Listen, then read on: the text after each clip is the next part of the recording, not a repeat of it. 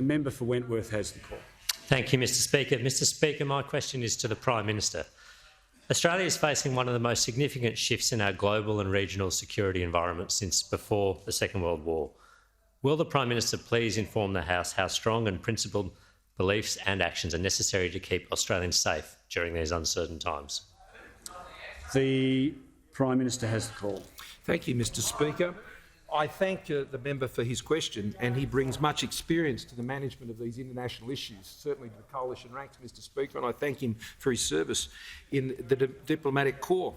Mr Speaker, Australia is facing one of the most challenging international environments and regional environments we've seen since the Second World War. And, Mr Speaker, the response of our government has been very clear as to how we're going to address those challenges. The first of those responses, Mr Speaker, is this government will always stand up for the values of Australia. We will always stand up to coercion. We will always call it out, Mr Speaker. We will always put our national interests first, and we would never, ever, ever trade away our values, Mr Speaker, and those of the Australian people. And we have been commended for that approach, Mr Speaker. Earlier today, I was able, as was the Minister for Foreign Affairs, to meet with the Lithuanian Foreign Minister, another country in Europe, Mr Speaker, who understands what it's like to be coerced by those in our region, Mr Speaker, one in particular, and we will continue to stand up for Australia's values in the face of threats and coercion.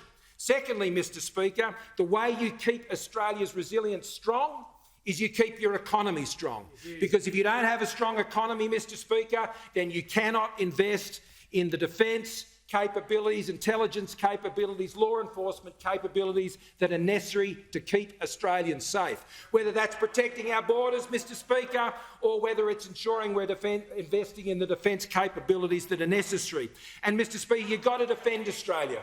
And you've got to be prepared to defend Australia and commit to those assets, Mr Speaker, whether it is the once-in-a-generation opportunity we now have to build a nuclear submarine capability in this country, Mr Speaker, brought about by this government through the AUKUS arrangement, Mr Speaker, we're able to put in place, or it is the many other defence acquisitions and developments we are engaged in at this very time. But it's also about defending Australia here within the country, ensuring that we're standing up, Mr Speaker, when it comes to organised crime or counter-terrorism threats or things of that nature.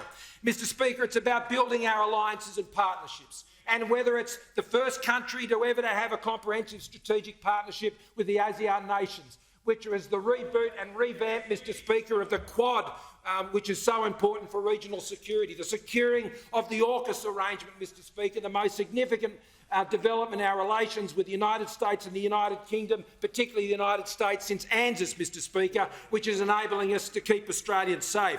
And it's about always standing up and championing a world order that favours freedom, Mr Speaker.